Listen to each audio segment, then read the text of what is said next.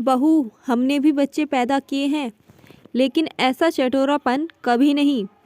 Mummy जी, घी खत्म हो गया, रोटियों पर लगाने के लिए घी दे दो। मधु छोटी सी डिब्बी अपनी सासू माँ के सामने करते हुए बोली। क्या घी खत्म हो गया? तुम दोनों घी पीती हो क्या? अरे अभी 4 दिन पहले ही तो घी दिया था, इतनी जल्दी कैसे खत्म हो गया? मैं इतनी सी डिब्बी से पूरे हफ्ते भर की रोटियों पर घी लगाती थी, पर आजकल की बहुओं को तो बचत से कुछ लेना देना ही नहीं। कहते हुए विमला जी ने मधु के हाथ से वह घी की डिब्बी ली और अपने कमरे में रखी उस छोटी सी अलमारी का ताला खोल उसमें से घी भरने लगी। घी डालने के बाद मधु को हिदायत देते हुए बोली, पढ़ी लिखी है, अपनी जेठानी जैसी गंवार नहीं। माना तू कमाती है, इसका मतलब यह तो नहीं कि दोनों हाथों से लुटाएगी। घर परिवार में कब क्या ज़रूरत पड़ जाए, ऐसी छोटी छोटी ज़रूरतों में कटौती कर। मैंने अपने दोनों लड़कों को पढ़ा लिखा कर इतने बड़े ओहदों पर पहुंचा दिया है। बिमला जी मधु को अपना ज्ञान देते हुए बोली। बहू, हमने भी बच्चे पैदा किए। मधु जब घी लेकर रसोई में पहुंची तो उसका लटका हुआ मुंह देखकर उसकी जेठानी अपनी हंसी दबाते हुए बोली, देवरानी जी, सासू माँ की बातों को ज़्यादा दिल पे मत लगाओ। खैर अभी नई नई हो, कुछ दिनों बाद इस घर के कायदे कानून समझ जाओगी। मुझे भी शुरू में तुम्हारी तरह बहुत बुरा लगता था, अब तो इस कान से सुनकर उससे निकाल देती हूँ। मधु की शादी को लगभग 2 महीने होने को आए और इन 2 महीनों में वह इतना समझ गई थी कि घर में उसकी सास का सिक्का चलता है। ससुर जी उनके किसी भी आदेश को नकार नहीं पाते, बस एक मूक दर्शक की भांति हर बात के लिए मौन स्वीकृति दे देते हैं और दोनों ही बेटे घर के मामलों में दखल ना देने की बात कह अपना पल्ला झाड़ लेते। जब बेटों और ससुर की सुनाई ना होती तो बहुओं की क्या औकात। संयुक्त परिवार में पली बड़ी मधु पढ़ी लिखी नौकरी पेशा लड़की थी। उसकी दादी और मम्मी में हमेशा से ही बहुत अच्छी बनती थी। मजाल है कोई अनजान उन्हें सास बहू समझे। उसकी दादी उसकी मम्मी का एक बेटी की तरह ख्याल रखती थी, इसलिए मधु की नज़रों में शुरू से ही सास की बहुत अच्छी छवि बनी थी। शादी के समय भी उसकी दादी व मम्मी ने इन्हीं बातों को समझाकर विदा किया था कि बिटिया, सास दूसरी माँ ही होती है, उनको माँ की तरह सम्मान देना और अपने दिल की बातों को और किसी भी ज़रूरत को उनके सामने बेझिझक कहना। मधु ने अपनी दादी व माँ की बातों को अपने आंचल से बांध ससुराल में कदम रखा, लेकिन उसकी ससुराल की दुनिया उसके मायके की दुनिया से बिल्कुल अलग थी। सासू माँ बहुओं से दोगला व्यवहार करती, उनके हुक्म के बगैर वहाँ एक पत्ता भी ना हिलता था। खुद किसी काम को हाथ न लगाती, लेकिन बहुओं का एक पल भी आराम से सांस लेना उनको गवारा ना था। खाने पीने की चीज़ें अपने कमरे की अलमारी में रखती और सब्जियों को नाप तोल कर बनाने के लिए देती। मधु ने जब अपने पति से इस बारे में बात की तो वह बोले, मधु, मैं अब तो बचपन से ही देखता आया हूँ, दादी ऐसा करती थी तो मम्मी भी। वैसे भी भाभी को इतने साल हो गए, उन्हें इस बात से दिक्कत नहीं तो तुम क्यों परेशान हो रही हो? तुम तो नौकरी करती हो, अगर तुम्हारा कुछ खाने का मन करे तो बाहर खा पी लिया करो। ऐसी छोटी छोटी बातों का बतंगड़ बनाना बंद करो, ना खुद परेशान हो और ना मुझे परेशान करो। उसकी मम्मी और दादी भी उसे समझाते हुए यही कहते, बेटा, 1-2 साल लग जाता है ससुराल के सामंजस्य बिठाते हुए, धीरे धीरे सब ठीक हो जाएगा, तू धीरज रख। मधु ने भी इन बातों को सुन सब्र कर लिया और सब तो फिर भी ठीक लगता, लेकिन उसकी सास की यह आदत उसे अच्छी नहीं लगती थी कि बहुए के खाने पीने पर रोक टोक और खुद अकेले में अपना मन चाहा बनाकर खा लेती। पहले तो उसे अपनी जेठानी की बातों पर यकीन ना होता, लेकिन जब सासू माँ को उसने खुद अपनी आंखों से ऐसा करता देखा तो उसे भी यकीन करना पड़ता। बुरा तो बहुत लगता, लेकिन जब पति ही सुनने वाला ना हो तो किसी और से क्या कहे। समय बीतता गया और मधु प्रेग्नेंट हो गई। प्रेगनेंसी की शुरुआत में उसका कुछ काम करने का मन ना करता। रसोई के खाना बनाते हुए उसे कुछ चीज़ों में महक आती और उल्टी लग जाती। इस पर भी सास ताने देती कि काम ना करने के 100 बहाने। अरे हमने भी बच्चे जने हैं, लेकिन हम इतने नाटक ना करते थे। आम बातें हैं, ये काम करती रहेगी तो डिलीवरी आसान से हो जाएगी, वरना पेट कटवाना फिर। यह बातें सुन मधु के साथ साथ उसके पति को भी अच्छी नहीं लगती थी, लेकिन दोनों ही बात आगे ना बढ़े इसलिए चुप्पी साध जाते। संडे का दिन था। आज न जाने क्यों मधु का मन आटे का हलवा खाने का कर रहा था। उसने अपने पति को कहा तो वह हंसते हुए बोले, मैंने तो सुना था इस समय औरतों का खट्टा खाने का मन करता है और तुम मीठा खाने की बात कर रही हो।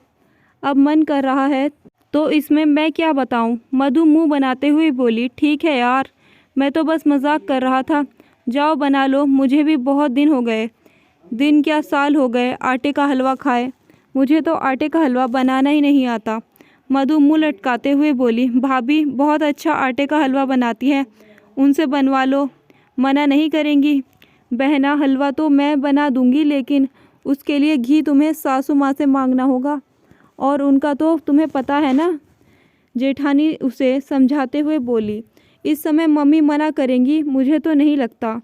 तुम्हें ऐसा नहीं लगता तो एक बार अपने मन की कहकर देख लो। मधु ने जैसे ही सासू माँ से अपने मन की बात कही तो वह सुनते ही बिफर गई। क्या छोटी बहू, वैसे तो तुमसे काम नहीं हो रहा, खाना बनाते ही उल्टी आती है, फिर हलवा खाने का मन कैसे कर गया? उससे उल्टी नहीं आएगी? सब समझती हूँ मैं, आजकल की लड़कियों के चोचले। हमने भी बच्चे पैदा किए हैं, पर ऐसा चटोरापन कभी नहीं किया। सब जैसा खाते थे वैसा ही खाया। अगर अपनी कमाई का घमंड है तो अपनी गृहस्थी अलग बसा लो, तब अपने मन की करना। यहाँ तो सबके जैसा ही खाना पीना पड़ेगा। सुनकर मधु के आंसू आ गए।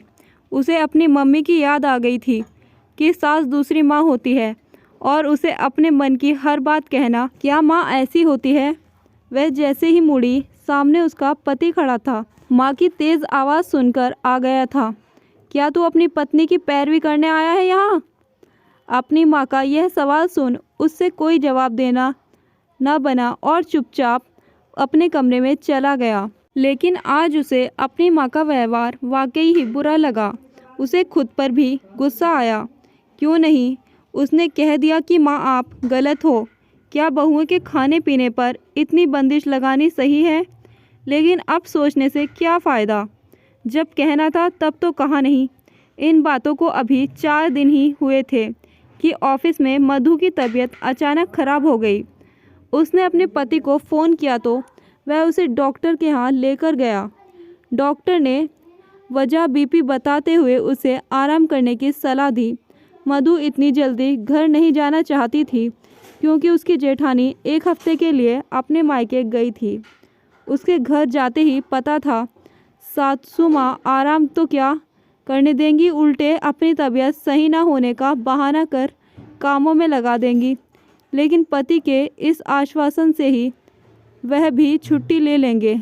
उसे कुछ तसल्ली मिली। उधर आज मौसम बड़ा सुहाना था तो सुबह से ही मधु की सास का हलवा खाने का बड़ा मन कर रहा था और आज उसे मौका मिल गया। दोनों बहुएं ही घर पर नहीं थी और पतिदेव भी काम से बाहर थे। मौके का फ़ायदा उठा वह अपना मनपसंद आटे का हलवा बनाने लगी कि तभी ज़ोर ज़ोर से दरवाज़ा खटखटाने की आवाज़ से उनका मन बैठ गया। दरवाज़ा खोलते ही सामने मधु व बेटे को देख उनका चेहरा सफ़ेद पड़ गया। सारे घर में हलवे की खुशबू फैली हुई थी। खुद को संभालते हुए वह बोली, तुम इतनी जल्दी कैसे? बेटे ने उन्हें सारी बात बताई। कह वह मधु को सोफे पर बिठा पानी लेने रसोई में गया तो हलवा देखते हुए हैरानी से बोला, मम्मी आप हलवा बना रही थी? क्या करूं, बनाना पड़ा। आज तेरी बीवी खाने में इतनी मिर्ची डाल गई थी कि खाते ही पूरे शरीर में आग लग गई। पता नहीं जानबूझकर कर गई थी क्या कि बुढ़िया दुखी होगी। बस उस जलन को दूर करने के लिए हलवा बनाने बैठी थी, वरना तुझे तो पता है तेरी माँ जैसा सब खाते हैं वैसा ही खाती है, अलग से कोई चटोरापन नहीं करती बहू की तरह। बहू की सास सारा दोष मधु पर लगाते हुए बोली, बस करो माँ, सब्ज़ी मैंने भी खाई थी, सब्ज़ी में कोई मिर्ची नहीं थी, आपका मन था तो खा लिया, इसमें इतने बहाने बनाने की क्या ज़रूरत है। फिर क्या मैं झूठ बोल रही हूँ? मधु की सास दहाड़ते हुए बोली। मुझे नहीं पता माँ, लेकिन इतना पता है कि 4 दिन पहले ही आपने मधु को इसी हलवे की वजह से कितनी बातें सुनाई। सुना है मैंने और देखा भी है कि गर्भवती स्त्री का घर वालों के साथ साथ बाहर वाले भी कितना ध्यान रखते हैं। मेरे ऑफिस में लेडीज़ इस अवस्था में उनका ध्यान रखने के लिए साथ उनकी मनपसंद के खाने की चीज़ें भी बनाकर लाती हैं।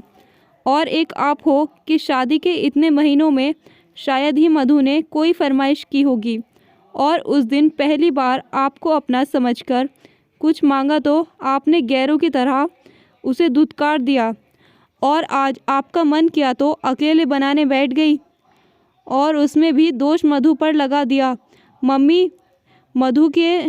मम्मी पापा के अच्छे संस्कार ही हैं कि उसने तो इस घर व इससे जुड़े सभी रिश्तों को अपना मान लिया, लेकिन मेरे संस्कार, मैं उसे पत्नी तो बना लाया लेकिन उसके सुख दुख का साझी ना बन सका।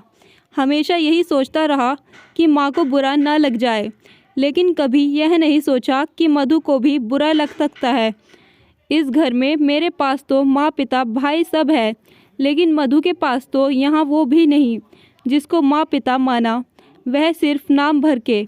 और पति वह कौन सा इन सब से अलग है जो आज तक उसके मन की ना समझ सका। मायके से पराई हो गई और ससुराल में किसी ने अपनाया ही नहीं। बताओ यह जाए तो कहाँ जाए।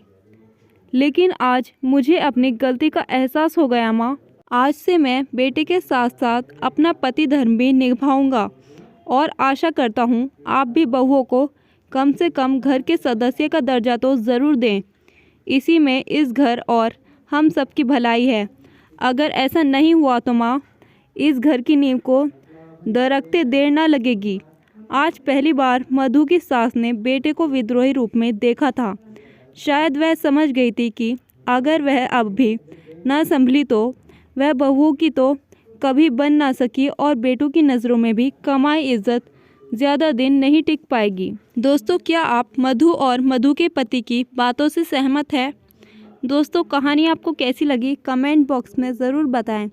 वीडियो को लाइक करें, शेयर करें और चैनल को सब्सक्राइब करना ना भूलें। Thank you.